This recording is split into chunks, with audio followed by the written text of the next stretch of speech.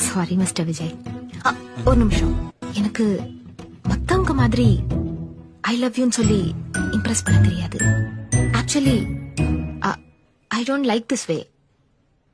உங்களை கல்யாணம் பண்ணிக்கிட்டா லைஃப் ஃபுல்லா என்ன ரொம்ப நல்லா பாத்துப்பீங்கன்னு எனக்கு நம்பிக்கை வந்துருச்சு. I need you. Love you டி கோத்தா, ஐ லவ் யூ டி.